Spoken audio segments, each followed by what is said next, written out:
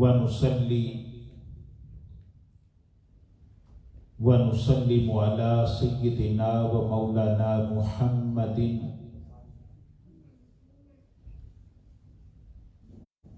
رسوله النبي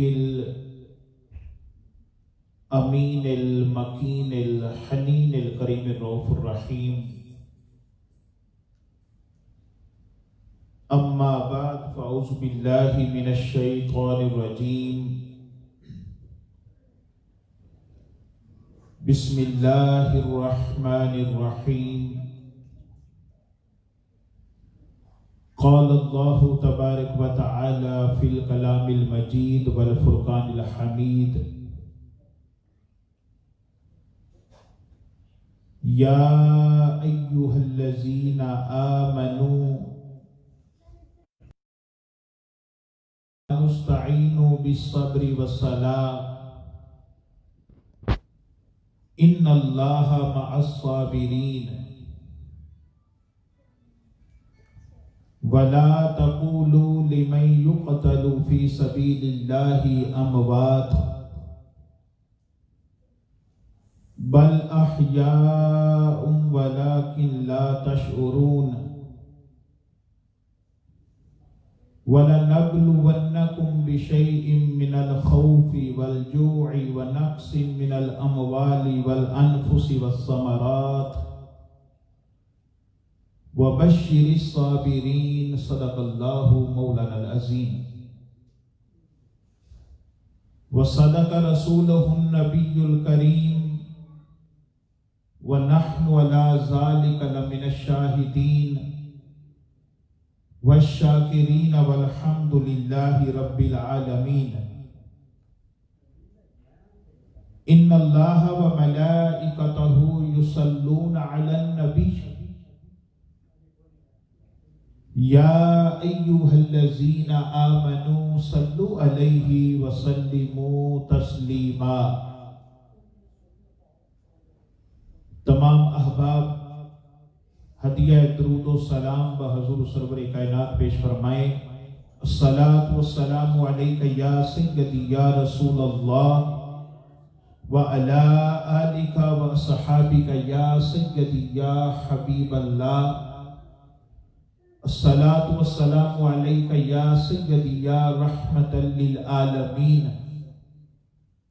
وعلى آلك وأصحابك يا سيدي يا خاتم النبيين. اللهم صل على سيدنا ومولانا محمد وعلى آله وصحبه وبارك وسلم. تمام حمد و ثنا، تعریف و توصیف اللہ رب العزت کی ذات بابرکات کے لیے ہے کہ جو مالک کائنات بھی ہے اور خالق شش جہات بھی ہے. اللہ رب العزت کی حمد و ثنا کے بعد حضور نبی اکرم سرکار دو عالم نور مجسم شفیع معظم وجہ تخلیق کائنات امام الانبیاء محبوب کبریاء سیدنا جناب حضرت محمد مصطفیٰ احمد مجتبی صلی اللہ علیہ وآلہ وسلم کے حضور ناز میں ہدیہ درود و سلام پیش کرنے کے بعد عزت و وقار کی مسندوں پر تشریف فرما نہایت واجب القدر بزرگوں، نوجوان بھائیوں، عزیز بچوں اور قابل احترام ہماری مائیں اور بہنیں، اللہ رب العزت کا کروڑ ہاں شکر ہے کہ جس نے اپنی توفیق خاص سے اور آقا علیہ الصلوۃ والسلام کے نالین پاک کے تصدق سے ایک مرتبہ پھر محرم الحرام کا عظیم بابرکت اور مقدس مہینہ نہ صرف ہمیں ہماری زندگیوں میں عطا فرمایا بلکہ ذکر اہل بیت کی اس عظیم محفل میں حاضری کی توفیق بھی عطا فرمائی۔ آج کی اس نشست کا جو مرکزی عنوان ہے وہ ہے پیغام کربلا۔ انشاءاللہ العزیز شیڈول کے مطابق تقریباً 15 پروگرام طے ہو چکے ہیں اور جمعۃ المبارک کے خطابات کا سلسلہ الگ سے ہے۔ آج بھی جمعۃ المبارک کے موقع پر 2 خطاب کرنے کا موقع ملا اور بحمداللہ تعالی بڑی اچھی حاضری ہوئی۔ اب اس نشست کا موضوع چونکہ بڑا خاص ہے اس لیے اس نشست میں گفتگو بھی ذرا عام انداز سے ہٹ کر ہوگی۔ کربلا اپنے اندر ایک عظیم پیغام رکھتا ہے۔ دنیا میں بڑی بڑی قربانیاں دی گئیں، بڑی بڑی آزمائشیں آئیں، بڑے بڑے لوگوں کو آزمایا گیا۔ آپ اس بات کا اندازہ اس بات سے لگا لیں کہ دنیا میں بڑے لوگوں نے خدا ہونے کا دعویٰ کیا، بڑے لوگوں نے نعوذ باللہ نبی ہونے کا دعویٰ بھی کیا اور بڑے لوگوں نے امام مہدی ہونے کا دعویٰ بھی کیا۔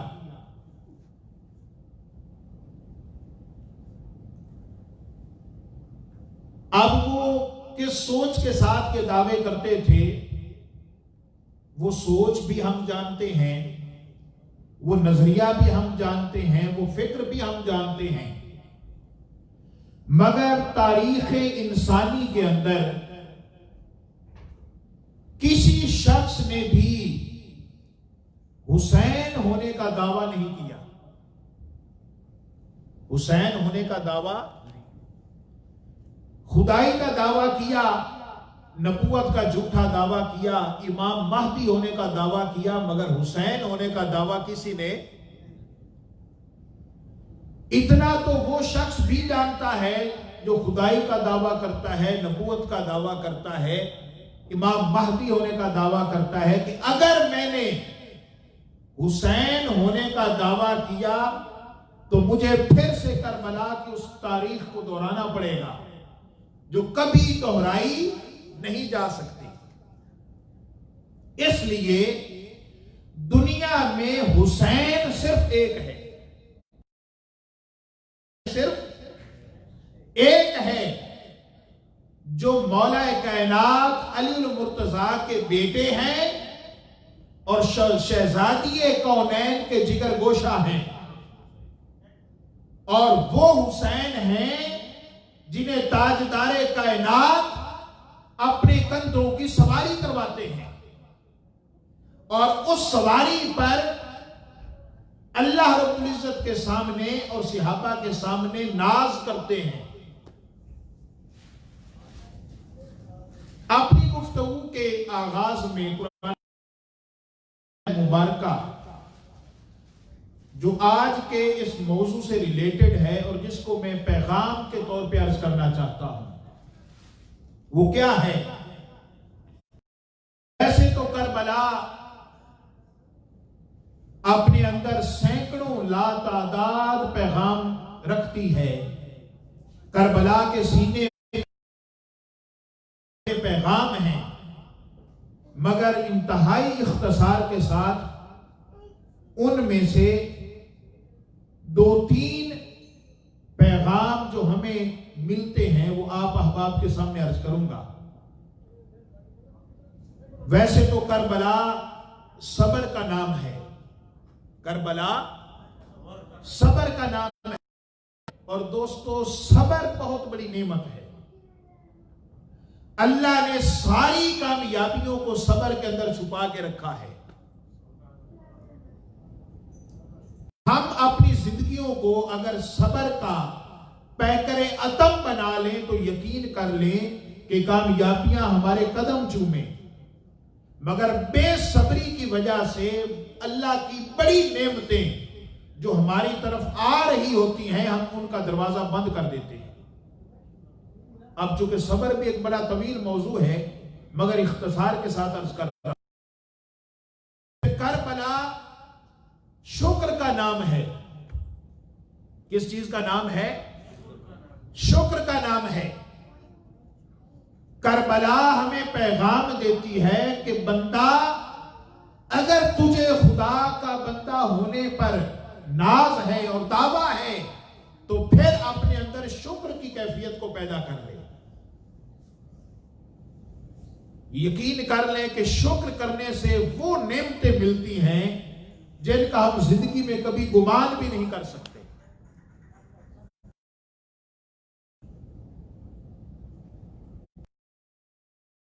شخص کے بارے میں آتا ہے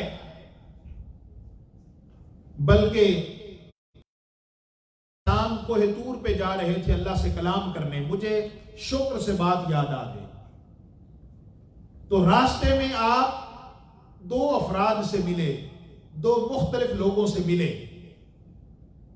وہ جانتے تھے کہ اللہ کے نبی کوہ طور پہ اللہ سے کلام کرنے جا رہے ہیں.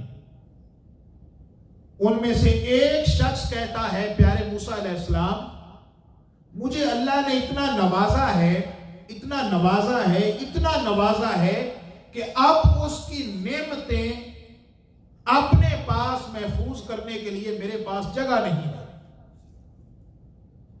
اب آپ اللہ رب العزت کی خدمت میں جا رہے ہیں تو میری طرف سے عرض کیجئے گا باری تعالیٰ میرے پاس آپ کی تمام نعمتوں کا ذخیرہ موجود ہے اور وافر مقدار میں موجود ہے اور اتنا کچھ تو نے عطا کر دیا ہے کہ میری کئی نسلیں بھی بیٹھ کر کھا سکتی ہیں.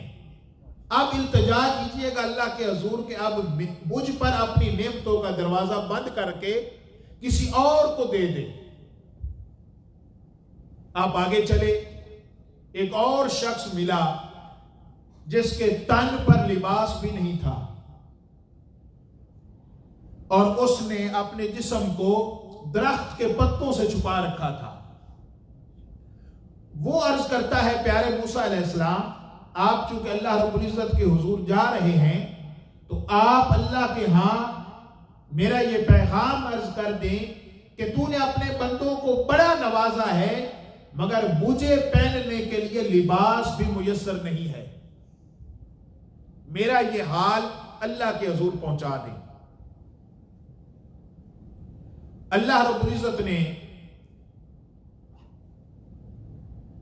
جب موسیٰ علیہ السلام کو اپنے پاس بلایا اور موسیٰ علیہ السلام نے ان دو بندوں کا پیغام اللہ کے حضور پیش کیا تو اللہ نے فرمایا کہ وہ پہلا شخص جس کے پاس دولت کے انبار ہیں, میری نعمتوں کے انبار ہیں, اگر وہ چاہتا ہے کہ اس پر میری نعمتوں کا دروازہ بند ہو جائے تو اسے پیغام دینا کہ وہ میرا شکر کرنا بند کر دے.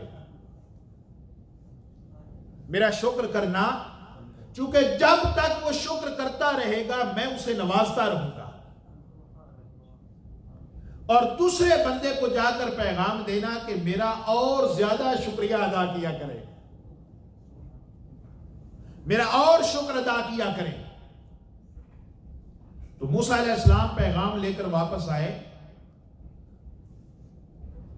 اس دولت مند کو پیغام دیا کہ اللہ رب العزت نے فرمایا ہے کہ اگر تو چاہتا ہے کہ تجھ پر اللہ کی نعمتوں کا دروازہ بند ہو جائے تو تو شکر.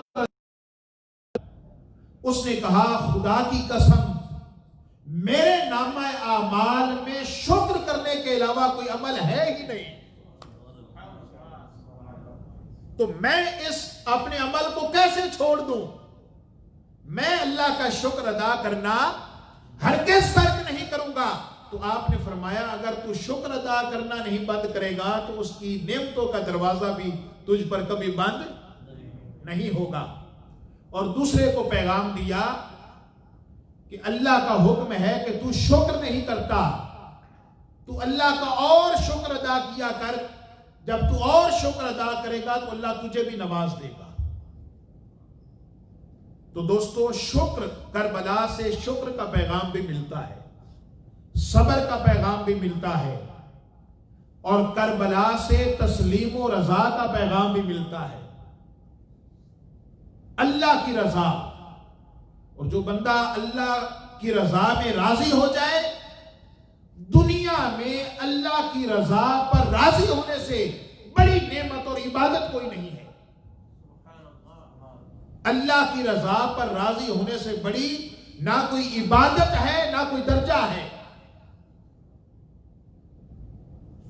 اللہ قرآن میں فرماتے ہیں کہ سب سے بڑی نعمت یہ ہے کہ بندے کو میری رضا مل جائے،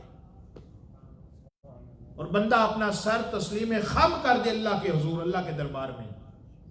اب اس ایک ایک جملے پہ کربلا کے میدان میں اس پر کئی خطابات کیے جا سکتے ہیں. آگے چلتے ہیں. کربلا ظالم کے سامنے ڈٹ جانے کا پیغام ہے. ظالم کے سامنے ڈٹ جانے کا پیغام ہے.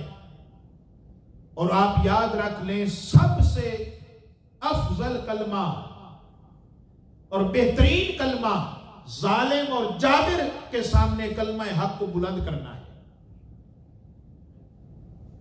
آگے چلتے ہیں. کربلا مظلوم کی مدد کرنے کا پیغام ہے. کربلا خون دے کر اپنا خانوادہ ذبح کروا کر مصطفیٰ کریم کے دین کو بچانے کا نام ہے. اب قرآن کی طرف پلٹ کر آتا ہوں، غور کریں. اللہ رب العزت سورہ بقرہ آیت نمبر 152 میں ارشاد فرماتے ہیں، یا ایھا الذین آمنوا استعینوا بالصبر والصلاۃ ان اللہ مع الصابرین، کہ اے ایمان والو نماز اور صبر کے ذریعے اللہ سے مدد طلب کرو. کیا کرو؟ اللہ سے مدد طلب کرو. اب اس پر مجھے ایک بات یاد آ گئی جو یہاں پر کوٹ کرنا ضروری سمجھتا ہوں. کس کے ذریعے اللہ کی مدد کے طالب بنو؟ صبر اور نماز کے ذریعے. کسی عارف سے پوچھا گیا کہ ہمیں امام حسین کی زندگی سے کیا درس ملتا ہے. حضرت امام حسین کی زندگی سے ہمیں کیا درس ملتا ہے؟ انہوں نے تھوڑا سوچا اور فرمایا دل نہ مانے تو بیعت نہیں کرنی چاہیے. دل نہ مانے تو بیعت نہیں کرنی چاہیے. ظالم کے خلاف کلمہ حق کہنا چاہیے. سب چھوڑ جائیں پھر بھی حق کا ساتھ نہیں چھوڑنا چاہیے. عارف کی باتیں سن کر وہ سوال کرنے والا غور کرتا رہا. پھر اس عارف نے اس سوال کرنے والے نوجوان سے پوچھا. سوال کرنے والے نوجوان سے پوچھا، بیٹا تم نے امام حسین کی زندگی سے کیا سیکھا ہے؟ تم نے امام حسین کی زندگی سے کیا سیکھا ہے؟ وہ جوان بولا قاتل اگر خنجر لے کر سر پر کھڑا ہو، ذرا وہ منظر آنکھوں کے سامنے لائیں کہ سارا خانوادہ شہید ہو چکا ہے. حضرت قاسم شہید ہو چکے، حضرت علی اکبر شہید ہو چکے، حضرت علی اصغر شہید ہو چکے، حضرت عباس علمدار کے بازو قلم ہو چکے. آپ کے 72 ساتھی ایک ایک کر کے شہید ہو چکے، اور آپ ایک ایک لاشے کو اٹھاकर خیموں تک لاتے ہیں، اور جب جوان علی اکبر کا لاشا اٹھا کر خیمے کی طرف آئے تو حضرت شہزادی سکینہ کہتی ہیں، پھوپھی زینب دیکھو ہمارے بابا بوڑھے ہو گئے ہیں، جب گئے تھے تو داڑھی اور زلفوں کے بال سیاہ تھے، جب جوان علی اکبر کا لاشا اٹھا کر پلٹے تو داڑھی اور زلفوں کا ایک بال بھی سیاہ نہ تھا، سفید ہو چکے تھے۔ اور اس حال میں کہ 3 دن کی بھوک اور پیاس ہے، شہزادے شہید ہو چکے ہیں۔ پھر اس شعر پہ غور کریں، اس منظر کو سامنے لا کر۔ قاتل، وہ جوان کہتا ہے اس عارف کو کہ قاتل اگر خنجر لے کر سر پر کھڑا ہو تب بھی نماز نہیں چھوڑنی چاہیے، تب بھی نماز نہیں چھوڑنی چاہیے۔ خبر ہے، پتہ ہے، علم ہے، جانتے ہیں کہ جب میں سجدے میں جاؤں گا تو یہ بدبخت لعین اپنے خنجر سے میرے سر کو تن سے جدا کر دے گا۔ جانتے ہیں قاتل خنجر لے کر کھڑا ہے، مگر مولا حسین دنیا کو پیغام دے کر گئے کہ لوگوں جب نماز کو چھوڑ دیتے ہو اور نماز کی طرف تمہارا دل نہیں لگتا، دل نہیں کرتا، تو پھر اپنی فکر کو، اپنی سوچ کو، اپنی نظر کو ایک مرتبہ کربلا کے میدان میں لے جانا، وہاں دیکھنا کہ قاتل خنجر لے کر کھڑا ہے اور علی کا بیٹا رب کے حضور سب کچھ قربان کر کے بھی رب کے سجدے کو نہیں بھولا،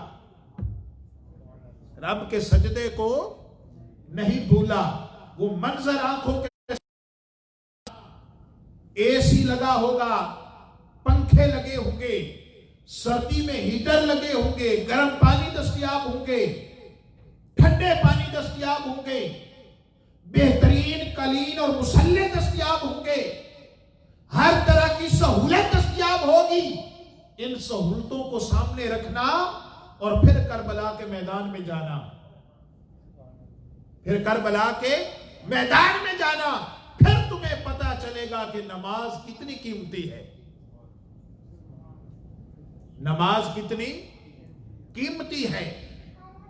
تو کربلا سے ایک پیغام تو یہ ملا کہ نماز کتنی قیمتی ہے، اور اللہ کے حضور سجدہ ریزیاں کتنی قیمتی ہیں، اور اللہ کے حضور جھکنا اور اپنی جبین نیاز کو جھکانا۔ امام علی مقام پیغام دے کر گئے کہ اس کی کتنی اعلیٰ قیمت ہے، اس کا کیا مقام ہے۔ تو آگے چلتے ہیں، فرمایا یا ایھا الذین آمنوا استعینوا بالصبر والصلاۃ ان اللہ مع الصابرین، اور فرمایا ولا تقولوا لمن یقتل فی سبیل اللہ اموات بل احیاء ولکن لا تشعرون، اور وہ لوگ جو اللہ کے راستے میں قتل کر دیے جائیں، شہید کر دیے جائیں، انہیں ہرگز مردہ گمان نہ کرنا، وہ زندہ ہیں مگر تمہیں اس کا شعور نہیں ہے۔ اب اس آیت کریمہ کو بھی پڑھتے ہوئے ایک بات میرے ذہن میں آئی کہ دنیا میں لاکھوں لوگ شہید ہوئے، اللہ کے راستے میں قربان ہوئے، اپنی جان رب کے حضور پیش کر دی، شہادت کا مرتبہ پایا، مگر قرآن کی اس آیت کریمہ کی گواہی اگر کسی نے دی ہے تو وہ نیزے کی نوک پر چڑھ کر رب کا قرآن پڑھ کر کوفہ کے بازار میں امام علی مقام نے دنیا کو بتا دیا کہ آج تک تم سوال کرتے رہے کہ شہید کیسے زندہ ہے، آج اگر دیکھنا ہے کہ شہید کیسے زندہ ہوتا ہے تو شہزادی کونین کے لخت جگر کو دیکھ لو، علی المرتضیٰ کے بیٹے کو دیکھ لو، اور مصطفیٰ کے کندھوں کی سواری کرنے والے حسین کو دیکھ لو کہ جس کا جسم اور دھڑ کربلا میں پڑا ہے، لوگ پر ہے، مگر خدا کے قرآن کی تلاوت جاری ہے۔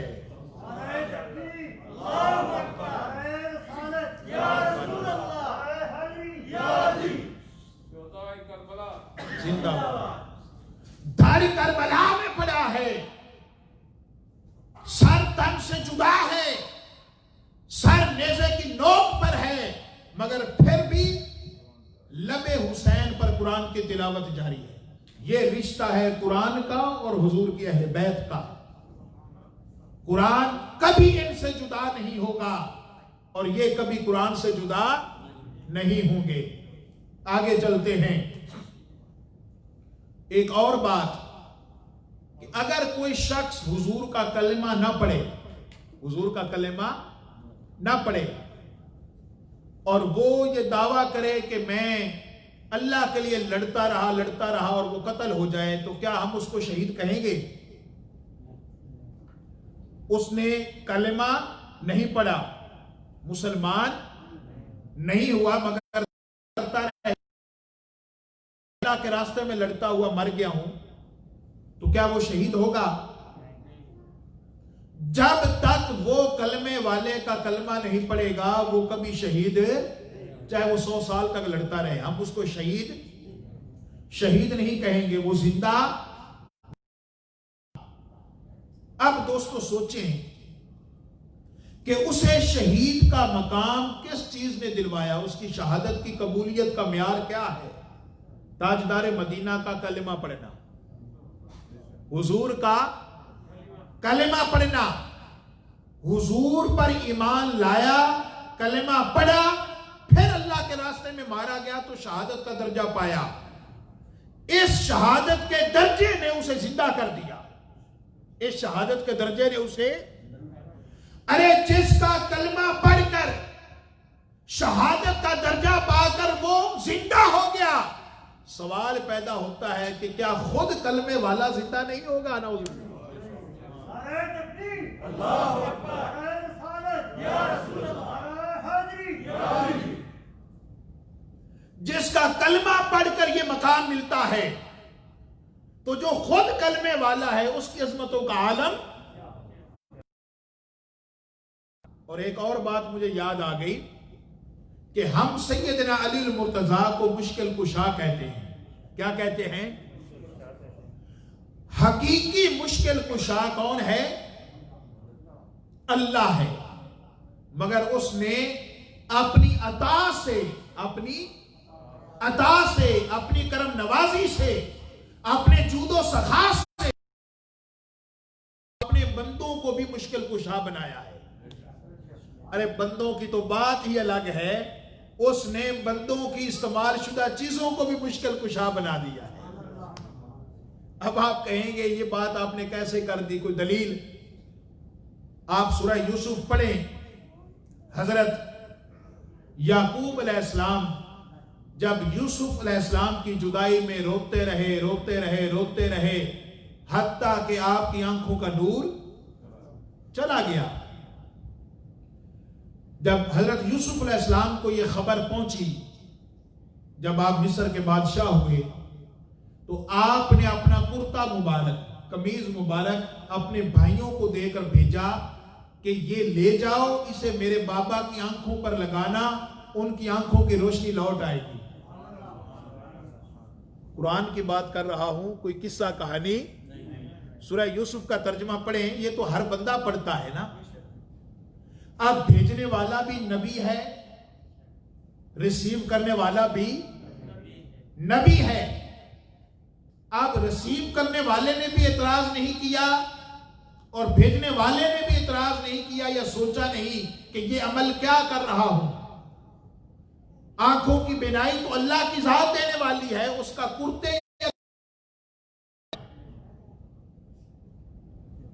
قمیص سے کیا لینا دینا؟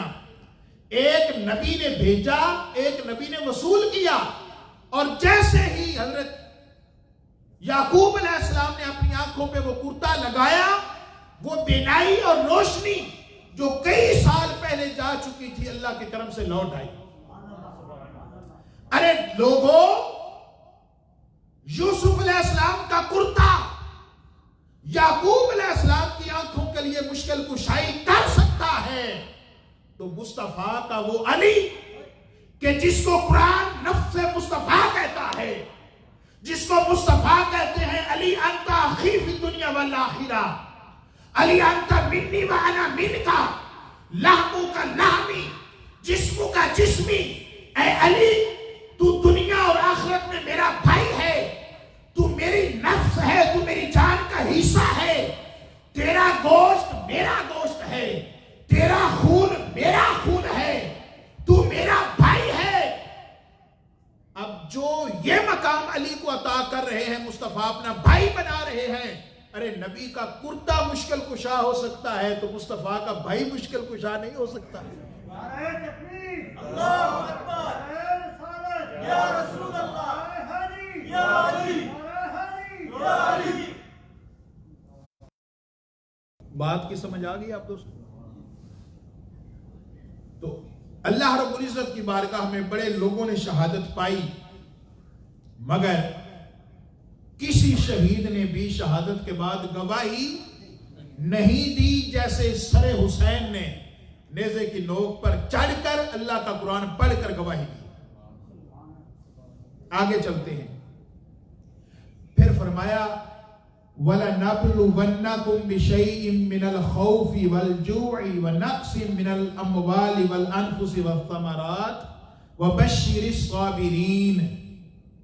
اور فرمایا ہم ضرور پر ضرور یقیناً اپنے بندوں کو آزمائیں گے، اپنے بندوں کو آزمائیں گے. کیسے؟ کبھی خوف کے ذریعے، کبھی بھوک کے ذریعے، کبھی مالوں اور جانوں کے نقصان کے ذریعے، کبھی فصلوں اور پھلوں کے نقصان کے ذریعے.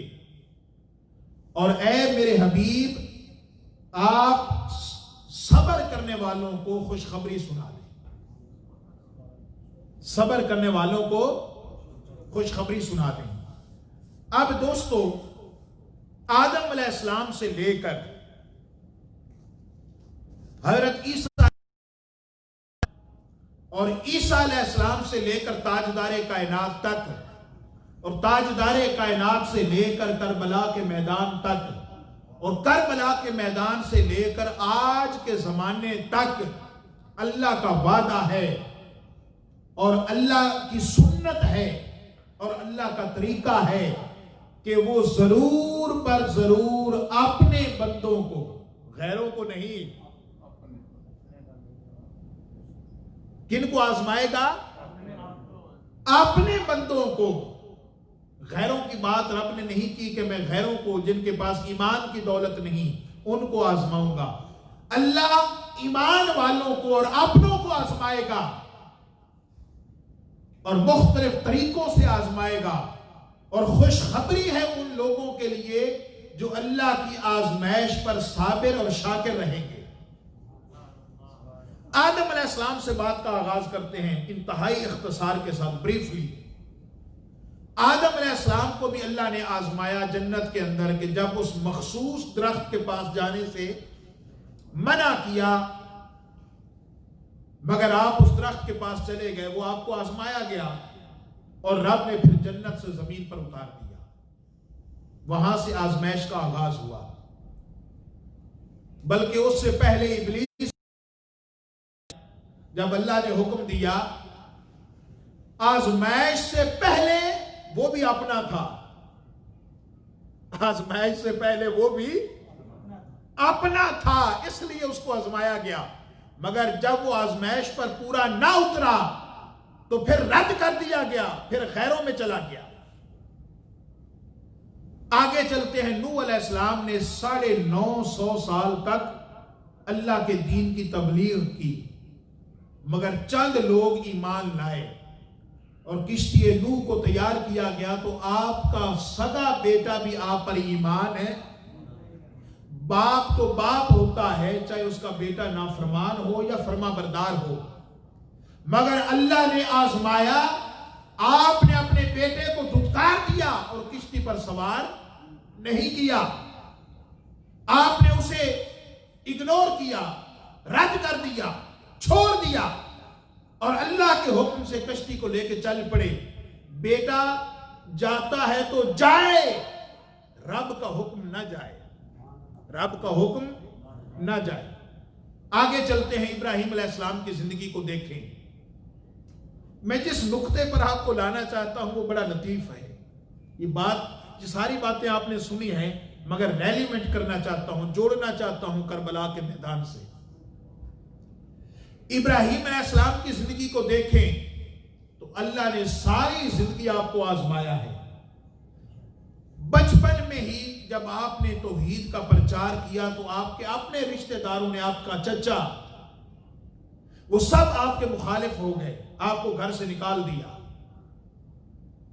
کافر میلے میں گئے تو آپ نے ان کے بتوں کو، جھوٹے خداؤں کو توڑ دیا. آپ کو نارے نمرود میں ڈالا گیا. پھر بڑھاپے میں جا کر اللہ نے اولاد عطا فرمائی تو اللہ کے حکم سے اس کو ایسی سرزمین پر چھوڑا جدھر پانی کا نام و نشان بھی نہ تھا، بے آب و گیا وادی تھی.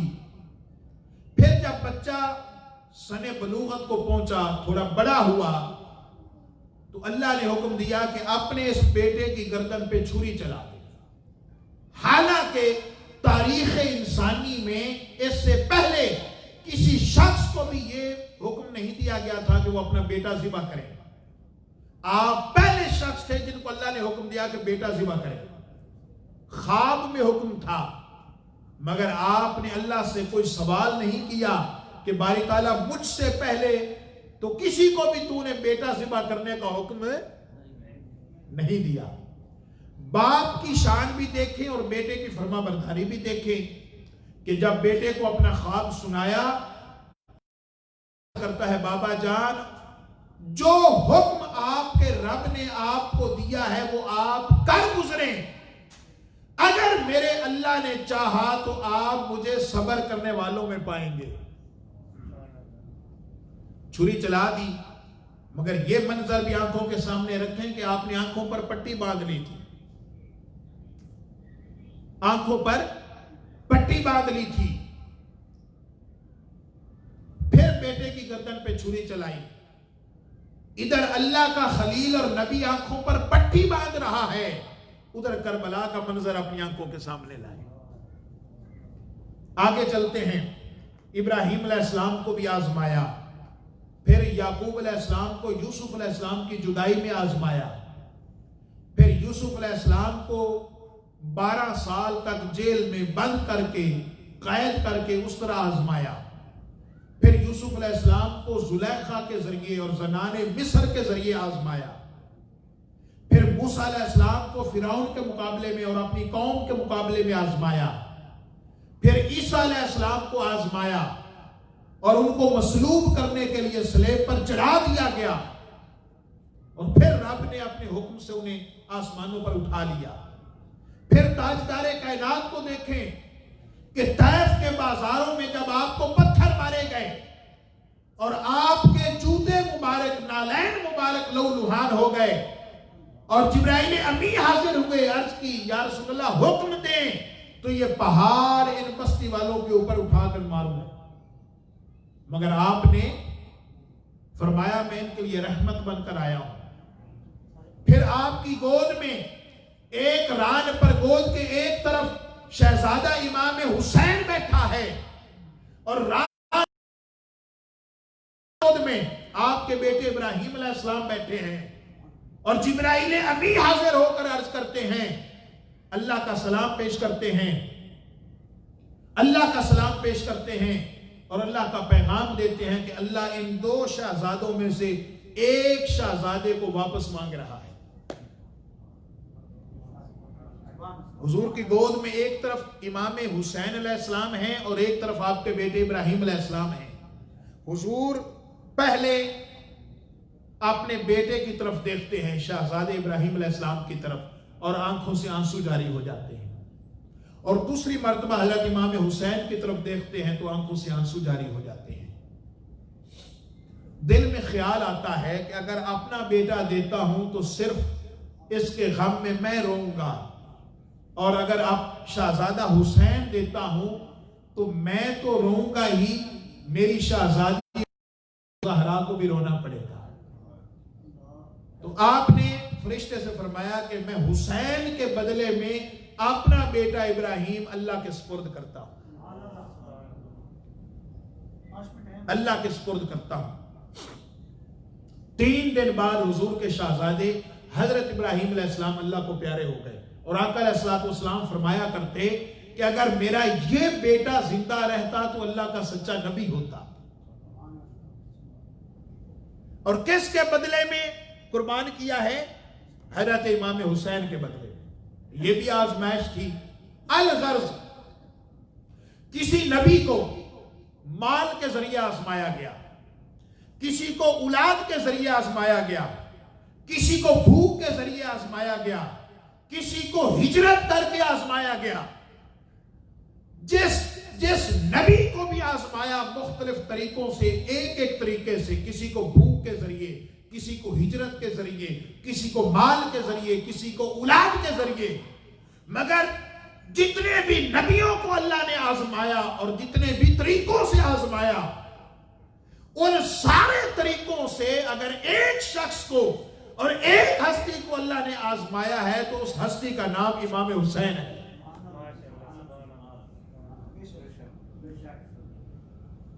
آپ کو ہجرت آیا کہ آپ ہجرت کر کے کربلا پہنچے، آپ کو بھوک کے ذریعے آزمایا کہ جب شہادت ہوئی تو 3 دن کی بھوک تھی، آپ کو پیاس کے ذریعے آزمایا، وہ جو اسماعیل علیہ السلام کو اور ابراہیم علیہ السلام کو اس زمین پہ چھوڑا تھا جدھر پانی کا نام و نشان بھی نہ تھا، اور پھر آپ کو ہجرت کے ذریعے، اولاد کے ذریعے، ہر چیز کے ذریعے اللہ نے آزمایا۔ وہ ساری آزمائشیں اللہ نے ایک ہستی میں رکھ دیں جس کا نام امام حسین ہے۔ تو پھر آپ بتائیں، جس کو اتنا آزمایا جائے کہ جو ایک نبی کو آزمایا گیا تھا، تو آپ بتائیں پھر جو ہستی اتنی آزمائشوں پر پورا اترے، اس ہستی کا اللہ کی نظر میں مقام اور مرتبہ۔ اور آزمائش یہ نہیں تھی کہ آپ کے پاس یہ چیزیں تھی نہیں، پانی نہیں تھا، کھانا نہیں تھا، یا طاقت نہیں تھی۔ آزمائش تب دگنی ہو جاتی ہے کہ جب سب کچھ ہو، سارا اختیار بھی ہو، اور بندہ سب کچھ قربان کرتا چلا جائے مگر اپنے اختیار کو استعمال نہ کرے۔ اگر امام حسین چاہتے، اللہ کی عزت کی قسم، اگر اسماعیل علیہ السلام کی ایڑی رگڑنے سے زمزم کا چشمہ جاری ہو سکتا ہے۔ وہ خلیل اللہ کے بیٹے تھے اور یہ حبیب اللہ کے بیٹے تھے۔ اگر مولا حسین کربلا کے میدان میں زمین پر ایڑی مارتے، ٹھوکر مارتے، وہاں ایک چشمہ جاری ہوا تھا، یہاں حسین کے قدموں سے لاکھوں چشمے جاری ہو جاتے۔ اگر حسین چاہتے، بادلوں کی طرف، آسمان کی طرف اشارہ کرتے، بادل کربلا کی زمین پر سایہ فگن ہو جاتے اور اتنی بارش برستی کہ قیامت تک کے لیے کربلا کی پیاس بجھ جاتی، مٹ جاتی۔ اگر ایک ولی اشارہ کرے اور ڈاکوؤں کے سر تن سے جدا ہو جائیں اور حضور ایک صحابی کو چھری پکڑائیں، ٹہنی دیں اور وہ تلوار کا کام کرے اور کفار کی گردنیں کاٹ کے رکھ دے، اگر ایک ٹہنی میں اتنی طاقت ہو سکتی ہے کہ وہ تلوار کی طرح گردنیں کاٹ سکتی ہے، تو اس شہزادہ حسین کے بازو کی طاقت کا شہزادہ حسین کو مصطفیٰ نے کندھوں کی سواری کروائی تھی۔ نعرہ تکبیر، نعرہ رسالت، شہدائے کربلا، شہدائے کربلا، حسینیت، حسینیت، حسینیت، یزیدیت، یزیدیت۔ تو احباب ذی وقار، امام حسین کی قربانی ہمیں یہ پیغام دیتی ہے کہ صبر کریں، اللہ کا شکر کریں، نماز کسی حالت میں نہ چھوڑیں، اللہ کے راستے میں اپنی محبوب ترین چیزوں کی قربانی دیں۔ اللہ کے خاطر جب آپ سب کچھ لٹا دیں گے تو یہ گھاٹے کا سودا نہیں ہے۔ نام انہی کے زندہ رہتے ہیں جو رب کے حضور سب کچھ لٹا دیتے ہیں۔ جب وہ رب کے لیے سب کچھ کرتے ہیں تو پھر رب ان کا ہو جاتا ہے۔ کربلا کے میدان میں زہری فتح تو آپ کو پتہ ہے یزید کی ہوئی، مگر آج یزید لعنت کا استعارہ ہے اور حسین عظمتوں کا مینارہ ہے۔ حسین عظمتوں کا مینارہ ہے۔ اللہ رب العزت ہماری اس عاجزانہ فقیرانہ حاضری کو شرف قبولیت عطا فرمائے، اور آج کی اس گفتگو میں تیاری سے ہٹ کر بہت ساری باتیں ذہن میں آئیں اور بڑی روحانی کیفیت والی یہ محفل ہوئی ہے۔ انشاءاللہ العزیز 15 محافل ہوں گی، اور جو گرینڈ بڑی محفل ہے وہ اگلے جمعہ کی رات 8 بجے شام کو ہوگی۔ میں ایک ایک ہستی کی شہادت بیان کروں گا انشاءاللہ، کربلا کے میدان میں آپ کو لے کر چلیں گے، انشاءاللہ لطف آئے گا۔ ابھی تو چند ابتدائی چیزیں، چونکہ آج کی نشست کا پیغام تھوڑا خاص تھا کہ کربلا سے ہمیں کیا درس ملتا ہے، اہل بیت اطہار کے فضائل اور اہل اطہار کے مصائب، اور ایک ایک شہزادے کی شہادت اور سیدنا امام حسین کی شہادت، یہ سارے اب مختلف مجالس میں آپ کے سامنے عرض کروں گا۔ کوشش کریں کہ تمام مجالس میں آپ کی حاضری ممکن ہو سکے۔ وما علینا الا البلاغ المبین۔